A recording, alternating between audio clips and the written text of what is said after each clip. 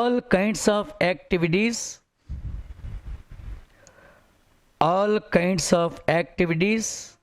or actions. కర్మ అంటే చేయడము, actions.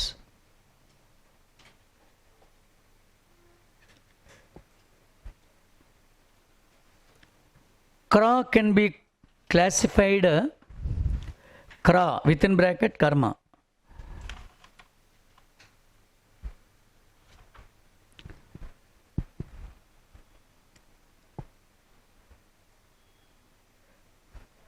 Kra can be classified into three categories.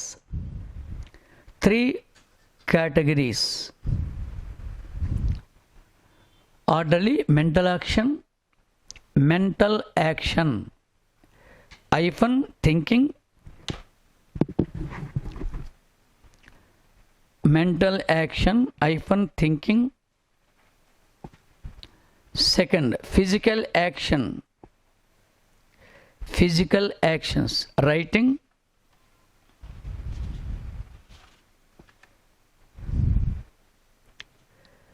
Third one, verbal actions.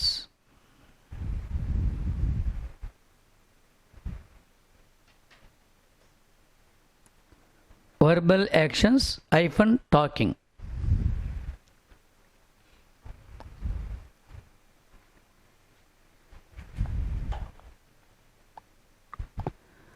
Last and final, star mark ఉంచుకోండి. According to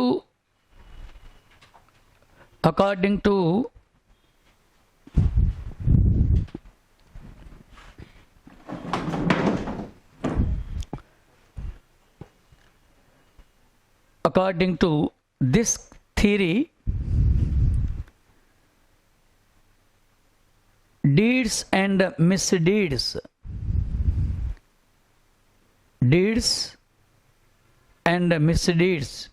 of a person in a life do not end with his death.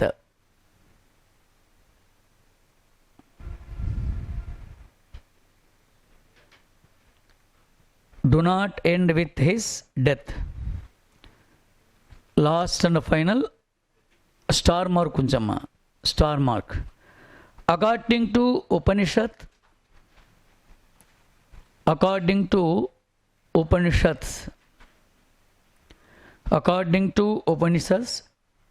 within bracket 108,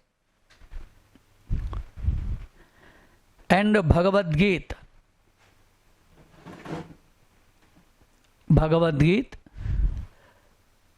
karma has 5 elements.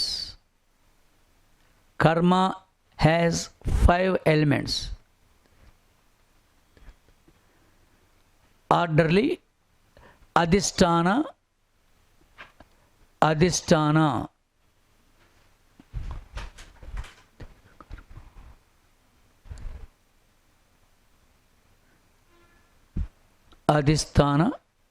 second, karta, third, karma, 4, chesta, chesta, that is chesta. Fifth one, daiva.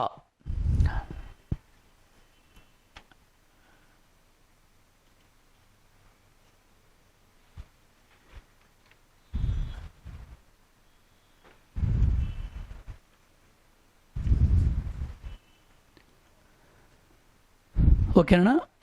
So ఇవి జనరల్గా కర్మ సిద్ధాంతంలో ఉండేటట్టు ఇప్పుడు మనం చెప్పినటువంటి 5 సిద్ధాంతాలు ఒకసారి మనం గమనించండి మొత్తం అయితే.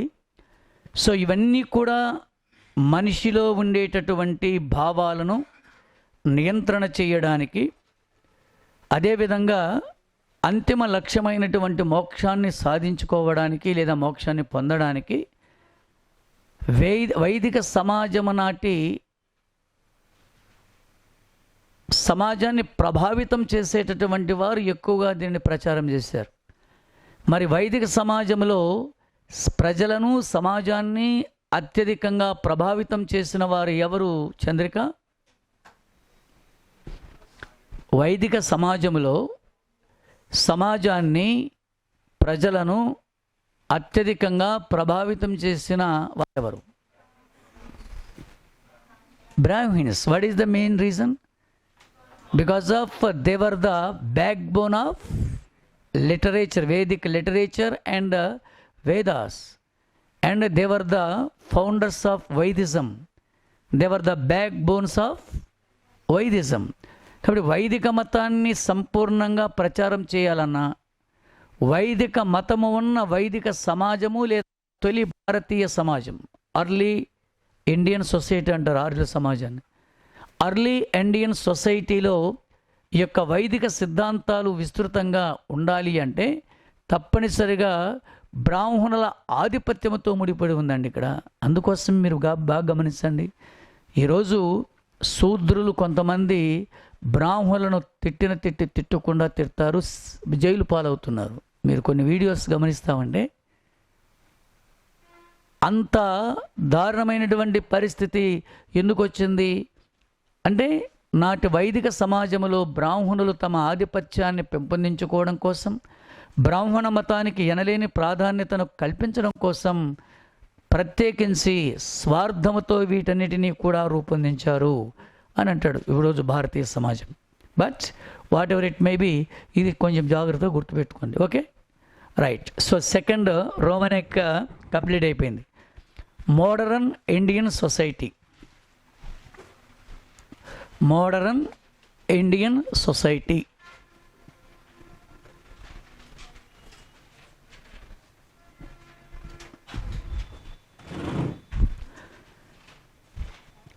that is features of modern Indian society.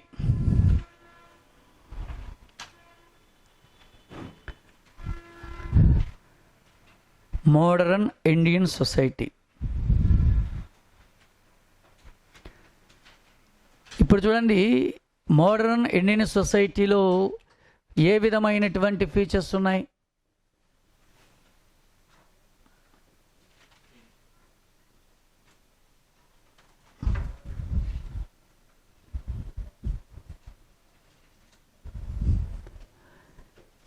ఇందులో మోడర్న్ ఇండియన్ సొసైటీ ముందా, ఏన్షియంట్ ట్రెడిషనల్ ఇండియన్ సొసైటీ ముందా? నేను ప్రశ్న అడగాల్సిన అవసరం లేదండి. మిమ్మల్ని ఎందుకు అడిగాను అంటే, ఈరోజు మనందరం కూడా we are all Indians, మనందరము కూడా ఆధునిక భారతీయ సమాజంలో ఉన్నాం. మరి ఆధునిక భారతీయ సమాజంలో మనం ఉన్నాము అంటే దీనికి మొట్టమొదటి పునాదులు వేసింది ఎవరు? ఆరియన్స్. కనుకనే మీరు ఒకసారి గమనించండి, Rabindranath Tagore, we know very well about him. ఆయన తాను రాసినటువంటి గీతాంజలిలో ఒక ప్రత్యేకమైన సందర్భంలో ఒక మాట అంటాడు, ఆర్యులు లేని భారతదేశాన్ని మనం ఊహించలేం. అదే ఆయన ఏమన్నాడు, భారతీయ సంస్కృతి అనే శిశువుకు మాతాపితల్లాంటివి సింధు నాగరికత మరియు ఆర్యుల నాగరికత అన్నారు. అదే ఆయన ఏమన్నాడు, ఆర్యులు లేని భారతీయ సమాజాన్ని మనం ఊహించలేము. We can't imagine hour Indian society without ఆరియన్స్. అంత పదం అన్నాడంటే ఆయనకి ఎంత ధైర్యం అని కాదు, ఎంత స్టడీ చేశాడని దాని మీద. భారతీయ ఆర్య సంస్కృతిలో ఉండేటటువంటి ముఖ్యాంశాలన్నింటినీ కూడా నేను చదవను, నేను ఆచరించను అని భారతీయ సమాజంలో మనుగడ కొనసాగించగలవా? It's highly impossible. అయితే ఆ ఆర్యుల చేత రూపకల్పన చేయబడినటువంటి భారతీయ సమాజంలో క్రమక్రమంగా మార్పులు మరియు చేర్పులు జరిగాయి. అందులో భాగంగానే ఈ యొక్క మోడర్న్ ఇండియన్ సొసైటీకి ఉండేటటువంటి లక్షణాలలో one of the most important features of modern Indian society unity in diversity.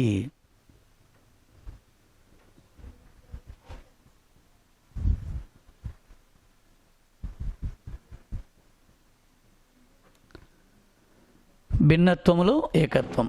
ఇది ఒక్కసారి గమనించండి. భిన్నత్వములో ఏకత్వం అనేది ఆర్యుల కాలంలో ఉందా? ఎందుకని? వాళ్ళందరూ ఒకే జాతి కదండి.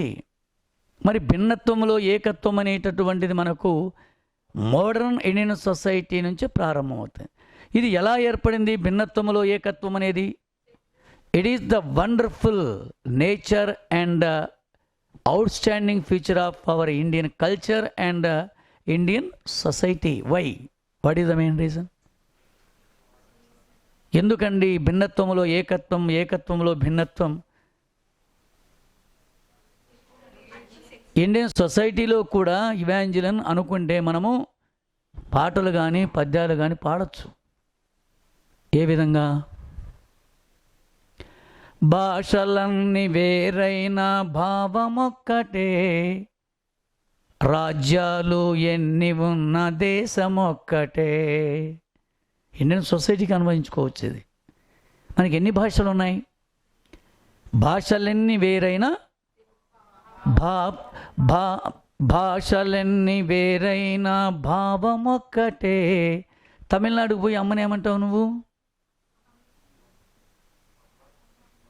కర్ణాటక వెళ్ళి ఇక్కడికి వెళ్ళి ఎస్ ఇక్కడ నువ్వు నీళ్ళు అంటావు. తమిళనాడుకి వెళ్ళి కానీ భావము ఇక్కడ నీళ్ళని నీళ్లు తాగి అక్కడ తన్నీరని బ్రాందీ తాగితే అది భావం కాదు. కాదు కదా. ఇందులో ఏ భావం ఉంది? భిన్నత్వములో ఏకత్వం. భావం అంతంగా ఒకటే అయిపోయింది. ఈ భావం ఎలా వచ్చింది? ఈ భావము మనకి ఎన్ని రకాలుగా ఉందండి? జియోగ్రఫికల్గా ఉంది, రీజనల్గా ఉంది, లింగ్విస్టిక్గా ఉంది, డ్రెస్లో ఉంది, ఆక్యుపేషన్స్లో ఉంది. ఒక్కటండి. బట్ అల్టిమేట్లీ గమనించండి, వీఆర్ ఆల్ ఇండియన్స్. అర్థమైందా? మీ దేవురు మీరు వైజాగ్లో ఎక్కడ? తాడిచెట్లపాలెమా? ఓకే, తాడిచెట్లపాలెం. ఇది ధనానందది తాడేపల్లిగూడెం. నాది కడప జిల్లా అనుకుంటాం, సొంత అడ్రస్ చెప్తా. కడప జిల్లా సిద్ధవటం. అర్థమైనా? మేడం గారిది ఎవరు మీది? విజయనగరం. సో మనందరం కూడా ఆంధ్రప్రదేశ్లో ఉన్నాం. మరి మనందరము కూడా వివిధ ప్రాంతానికి చెందిన వాళ్ళమైనా కూడా మీలో ఉండేటటువంటి భాష ఒకటే, కానీ యాస వేరు. అర్థమైనా? మనందరము అమెరికాకు వెళ్ళినప్పుడు అమెరికా ప్రెసిడెంట్తో మాట్లాడడానికి మునుపు మనం ఏ విధంగా పరిచయం చేసుకుంటామండి? ఐ ఆమ్ ఫ్రమ్ తాడిచెట్లపాలెం అంటే అంతే కదా. వెంటనే ప్రస్తుత అమెరికా ప్రెసిడెంట్ అయినటువంటి జో బైడెన్ ఇవాంజన్ చూస్తూ ఉంటుంది, కనపడాడు. ఆయన ఎట్లా ఉంటాడు? కింద పడి ఉంటాడు. మేలుకొని ఐక్యరాజ్య సమితి చేత గుర్తింపు పొందిన 193 దేశాల లిస్టు చూస్తాడు. ఎక్కడుంది ఈ దేశం? ఉందా? మరి ఏమని చెప్తారు? That indicate nationality, unity. అర్థమైందా? మీరు బాగా గమనించండి. ఇదేంటిది? రీజనల్. రీజనల్ అనేటటువంటిది మనం గమనించండి. మనది ఏ రీజన్? ఆంధ్ర రీజన్. కర్ణాటక పోతే, తెలంగాణకు పోతే, మద్రాసుకు తమిళనాడు పోతే అంతే కదా. మరి వాళ్ళు మాట్లాడే భాషలు ఏంటివి కదా. ప్రాంతీయ భాషలు ఎన్ని ఉన్నా కూడా మీరంతా ఒక్కటే అనే భావనను తెలియచెప్పడానికి భారత ప్రభుత్వం ఏ భాషను అధికార భాషగా చేసింది? హిందీ. ప్రాంతీయ భాషలలో పెట్టామనుకోండి ఏమవుతుంది? యూనిటీ దెబ్బతింటుంది. ఎస్, భారతదేశ అధికార భాష తమిళం అన్నారనుకోండి, మిగతా 21 భాషలు వారు ఏం చేస్తారు? ఉద్యమాలు. మొట్టమొదటి ఇవాంజలినే గలమెత్తుతుంది. ఏం మీకు ఎంత ధైర్యము? ఏ తెలుగు లేదా? కాబట్టి ఏం చేస్తారు? మరి ఇక్కడ ఏ భావం వస్తుందండి? తర్వాత లాంగ్వేజ్ కూడా చూడండి, ప్రస్తుతం మనకు ఎన్ని లాంగ్వేజెస్ ఉన్నాయి? 22 లాంగ్వేజులు అండి. మరి 22 లాంగ్వేజెస్ ఉన్నప్పటికీ కూడా అంతిమంగా ఏం చెప్తున్నాం మనము? హిందీ. కానీ భాషలు వేరైనా కూడా అంతిమంగా మేము భారతీయులం అనేటటువంటి భావన. ఆక్యుపేషన్, వివిధ వృత్తుల వారు ఉన్నారు, వివిధ వేషధారణ. మీరు బాగా గమనించాలి. ఇవాంజలిన్ అర్థమైందా? మన ఇంటికి అన్న జనార్దన్ వచ్చాడు. అన్న బాగున్నావా, బాగానే చదువుతున్నావన్నా, తీసుకో కాపీ, ఎన్ని జగ్గులు తాగుతావు, ఏంటి విషయం అని అడుగుతాం.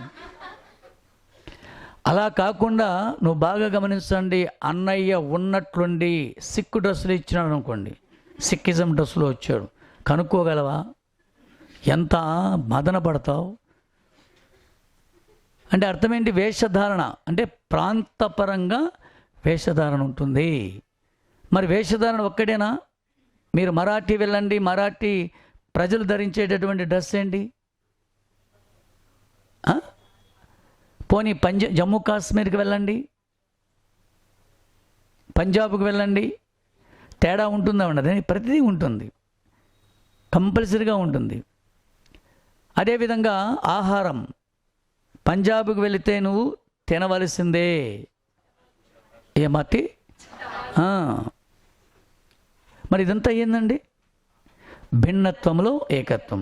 ఇంకా మీరు గమనించండి, జమ్మూ కాశ్మీర్లో బిడ్డ అద్భుతమైనటువంటి ప్రతిభ ఉంది, నాలో నిగ్రహ శక్తి ఉందని చలికాలం నువ్వు ఏమీ లేకుండా మామూలు క్లాత్తో నువ్వు జీవించగలవా? మరి అదే కాలంలో మనం జీవించగలం. కారణం it is the geographical diversity. ఇన్ని తేడాలు, ఇన్ని భాషలు ఎలా వచ్చాయి అసలు? Our country is subcontinent. India has some qualities of subcontinent. భారతదేశానికి ఒక ఖండానికి ఉండవలసినటువంటి లక్షణాలన్నీ ఉన్నాయి. కాబట్టి our country is popularly known as subcontinent, ఉపఖండం అంటారు. మరి ఇన్ని భాషలు, ఇన్ని వేషధారణలు, ఇంత ఎందుకు వచ్చింది మోడర్న్ ఏజ్లో అనేది మనం గుర్తుపెట్టుకోవాలి. మోడర్న్ ఏజ్లో ఎందుకు వచ్చింది? Because of foreigners. So many foreigners invaded to India, so many foreigners came to India and they influence lot hour Indian society. కాబట్టి భిన్నత్వంలో ఏకత్వం అనేటటువంటిది ఒక వండర్ఫుల్ కాన్సెప్ట్ అండి. ఇక అదేవిధంగా నెక్స్ట్ వన్ ఈజ్ గమనించండి,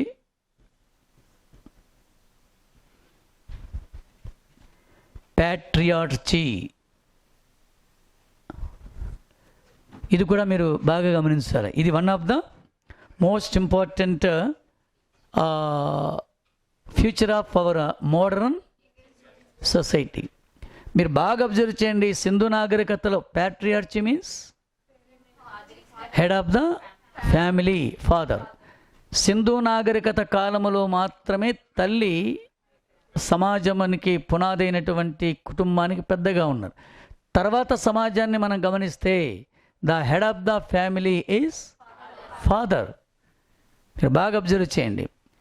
ఇది ఎవరు వచ్చినా కూడా, దేశాన్ని ఎవరు పరిపాలించినా, సే ఫర్ ఎగ్జాంపుల్ ఢిల్లీ సుల్తాన్లు కానీ, మొఘల్స్ కానీ, or Europeans, that means Britishers పరిపాలించినా కూడా ఇందులో మార్పు వచ్చిందా? లేదు. ఎందుకు ప్యాట్రియార్చిజం అంటారు? So he is the decision maker in the family. కుటుంబంలో నిర్ణయాలు తీసుకునేటటువంటి ప్రధానమైనటువంటి వ్యక్తి. అంతేకాదు, హీ హ్యాస్ మోర్ రెస్పాన్సిబిలిటీ. మన భారతీయ సమాజాన్ని గమనించండి, తండ్రికి ఉండేటటువంటి బాధ్యతలు ఎవరికి ఉంటాయండి?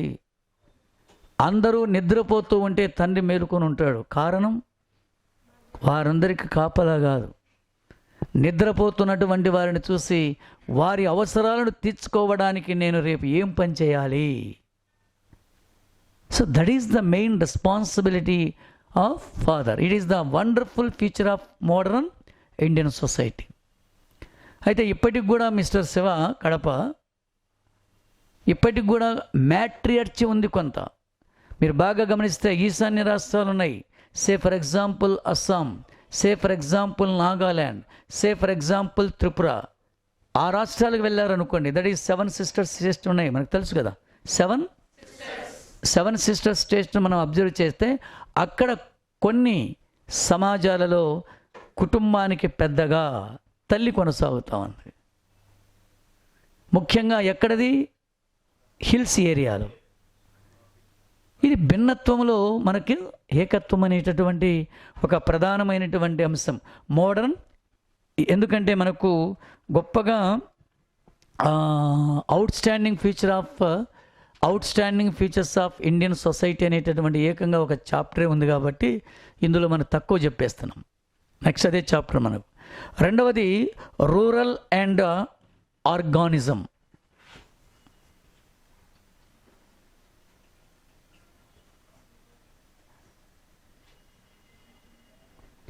Rural and organism. మీరు ఒక్కసారి మన సమాజాన్ని యొక్క గొప్పతనాన్ని గమనించండి. ఎక్కడి నుంచి గమనించాలి మనము? ఆర్య సమాజం నుంచి గమనించాలి. మాస్టరు ఆనంద్, జనార్దన్,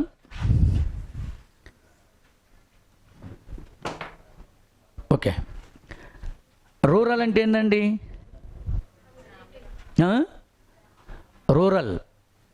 రూరల్ అంటే అర్థం ఏంటి నాన్న? వద్దులే, మీరు పాత మేడం ఎందుకులేండి. స్వాతి కొత్త మేడమే కదా మీరు. రూరల్ అంటే అర్థం ఏంటి? అర్బన్ ఉందనే కదా. Okay. Evangeline, local self-government can be classified into how many types? What are they?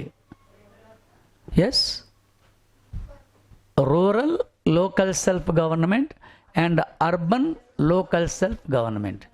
No, urban local self-government and rural local self-government అనకూడదు. Rural local self government and, ఎందుకని నువ్వు గ్రామం తర్వాతనే పైమెట్టుకు వెళ్ళాలి. అంటే సమాజానికి పునాది ఏంటి? గ్రామం. మన భారతీయ సమాజం యొక్క ప్రధానమైనటువంటి వ్యవస్థ ఏది? ముఖ్యమైనటువంటి లక్షణం ఏంటంటే గ్రామీణ ప్రాంతం. భారతదేశంలో మీరు ఏ రాష్ట్రైనా తీసుకోండి, గ్రామము లేని జిల్లా ఉందా? ఎందుకని? So it is the basement of society, Indian society. తర్వాత గ్రామీణ ప్రాంతము అనేటటువంటిది మన భారతీయ సమాజానికి ఒక ప్రధానమైన లక్షణమైనప్పుడు, గ్రామీణ ప్రాంతము that is ruralism or village is the basement of our Indian society అనేటటువంటి పదం మాత్రమే ఎందుకు వచ్చారు? What is the main reason? Because of the majority of the people in India depends upon agriculture. మరి గ్రామీణ ప్రాంతాలలోనే కదా భూములు ఉండేది. నగరంలో ఉంటాయి ఆ భూములు? ఎక్కడుంటాయి? ఆక్యుపేషన్కే సరిపోవు కదా. కాబట్టి ఇక్కడ one of the most important ఏంటి? గ్రామీణము. వెల్కమ్. గ్రామీణ ప్రాంతంలో ఉండేటటువంటి ప్రధానమైనటువంటి వృత్తి వ్యవసాయం. కాబట్టి భారతీయ సమాజాన్ని అంతటినీ ఒక యూనిట్గా తీసుకున్నట్లయితే the main occupation of the majority people in Indian society was agriculture. కాబట్టి అగ్రికల్చర్ అనేటటువంటి పదం ఎప్పుడైతే ఉందో తప్పనిసరిగా మనకు ఏ పదం వస్తుంది? రూరల్, గ్రామీణ ప్రాంతం రావాలి. కనుకనే మనం మోడర్న్ ఇండియన్ హిస్టరీని మనం బాగా గమనిస్తే, మోడర్న్ ఇండియన్ సొసైటీని గమనిస్తే, ఆంగ్లేయులు భారతదేశానికి వచ్చిన తర్వాత జనార్దన్ ముఖ్యంగా వారు ఏం చేశారు? వ్యవసాయాన్ని సమాధి చేసే ప్రయత్నం చేశారు. Isn't it? They crushed agricultural department. మొత్తం వీరి యొక్క పరిపాలనా వ్యవస్థలో వ్యవసాయ రంగం చిన్నాభిన్నమైంది. తీవ్రమైనటువంటి సంక్షోభంలో నెట్టవేయబడిందే వ్యవసాయ రంగం. కనుక తీవ్ర సంక్షోభంలో ఉండేటటువంటి భారతీయ సమాజం తిరిగి పూర్వస్థితికి రావాలి అంటే గ్రామీణ ప్రాంతాలు బాగుపడాలి. దట్ ఈస్ అగ్రికల్చర్ అనేది మళ్ళీ యథాస్థితికి రావాలి. So that's why Mahatma Gandhi what he said, go back to villages. గ్రామాలకు వెళ్ళండి. గ్రామాలు అభివృద్ధి చెందినప్పుడే భారతీయ సమాజం అభివృద్ధి చెందుతుంది అనేటటువంటి భావం వచ్చింది. అందుకోసం ఆయన ఏ పదం వాడాడు? Gram Swaraj. The word Gram Swaraj is used by Mohandas Karamchand Gandhi Mahatma Gandhi in our Indian society. అంటే భారతీయ సమాజం యొక్క ఆయువు ఎక్కడుంది? The soul of Indian society is village. Gandhi గారు అన్నటువంటి పదం. The soul of Indian society village. Where there is village there is Indian society. Without village there is no Indian society. అంత అద్భుతంగా ఇది ఒక విడదీయరనేటువంటి బంధమే కదండి. భారతీయ సమాజం ఉండాలి అంటే ఈ భారతీయ సమాజంలో ఉండేటటువంటి అద్భుతమైనటువంటి అంశాలు ఇవి. చాలా ఈ ప్రాబ్లం లేకుండా రాసుకోవాలి. రాసుకొని చెప్తాను. రాసుకొని బ్రేక్ వెళ్తారు. ఒక్క నిమిషం అనండి, ఒక్క నిమిషం. రెండో ఒక్క కాజ్ ఉంది, అది కూడా చెప్పేస్తాం. మళ్ళీ తర్వాత సింపుల్గా నోట్స్ ఇస్తాను, మీరు దాని రెఫరెన్స్ బుక్లో తీసుకోండి. ఏసా ఇదంతా కూడా థీరీనే, మీకు బిట్టు రాసుకోవడానికి ఉండదు. హిస్టరీలాగా the battle of Plassey was broke out in which year year రాస్తుంది ఆనందంగా. ఇదంతా కాన్సెప్ట్ మీదనే ఉండాలి. మీరు 100% మీరు వింటేనే ఆన్సర్ రాస్తారు, లేకపోతే లేదు. అర్థమైందా? అది. తర్వాత third feature of modern Indian society, that is mutual respect.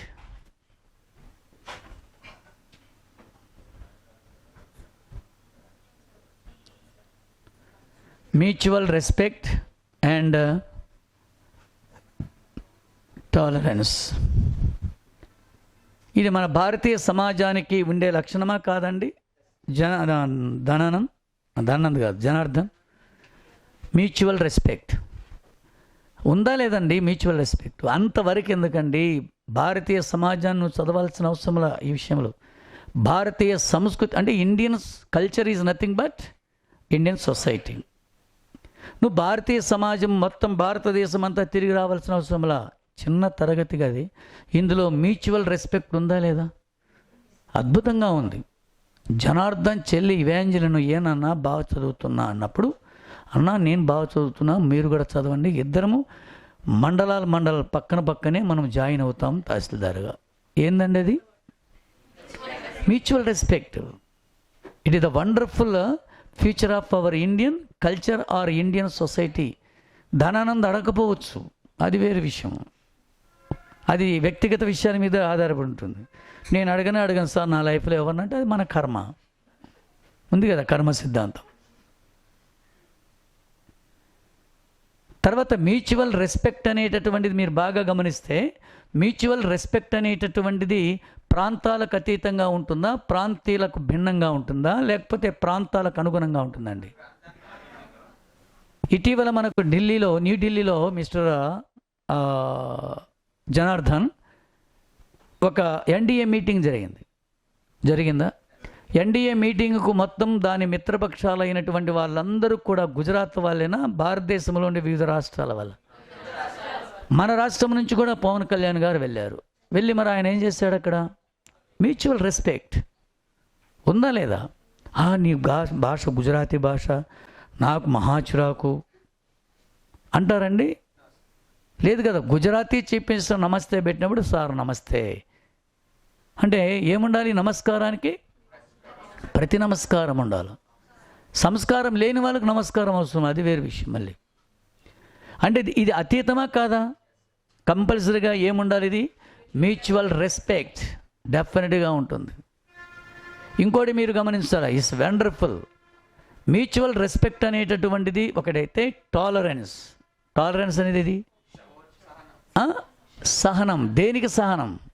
ఈ సహనం అనేటటువంటిది దేనిలో ఉంది సహనం? Religious tolerance. దాన్ని యాడ్ చేసుకోవడం. పరమత సహనం ఉందా లేదండి? అద్భుతంగా ఉంది.